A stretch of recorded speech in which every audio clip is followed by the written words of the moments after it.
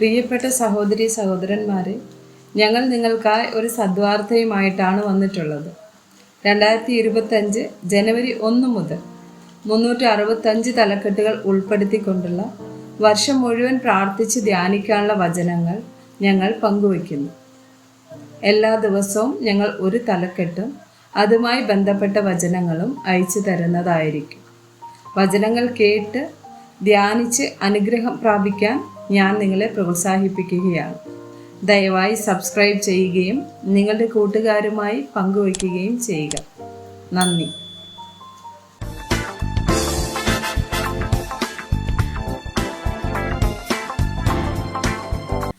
ദിവസം 172 സ്വവർഗരതി. ലേവ്യർ 18, 22, 29 വചനങ്ങൾ. ഞാൻ യഹോവ ആകുന്നു. സ്ത്രീയോട് എന്ന പോലെ പുരുഷനോടുകൂടെ ശയിക്കരുത്, അത് മ്ലേച്ഛത.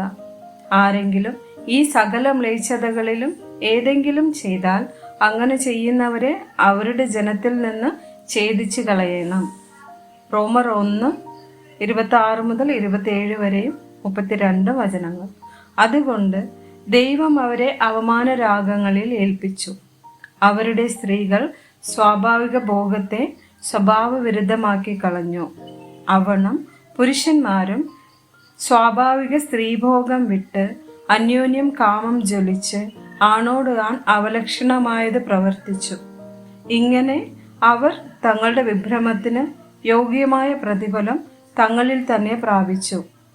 ഈ വക പ്രവർത്തിക്കുന്നവർ മരണയോഗ്യർ എന്നുള്ള ദൈവന്യായം അവരറിഞ്ഞിട്ടും അവയെ പ്രവർത്തിക്കുക മാത്രമല്ല, പ്രവർത്തിക്കുന്നവരിൽ പ്രസാദിക്കുകയും കൂടെ ചെയ്യുന്നു.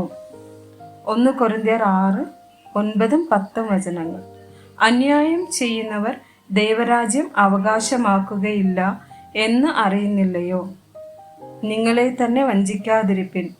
ദുർനടപ്പുകാർ, വിഗ്രഹാരാധികൾ, വ്യഭിചാരികൾ, സ്വയഭോഗികൾ, പുരുഷകാമികൾ, കള്ളന്മാർ, അത്യാഗ്രഹികൾ, മദ്യപന്മാർ, വാവിഷ്ഠാണക്കാർ, പിടിച്ചുപറിക്കാർ എന്നിവർ ദൈവരാജ്യം അവകാശമാക്കുകയില്ല. ആമേൻ.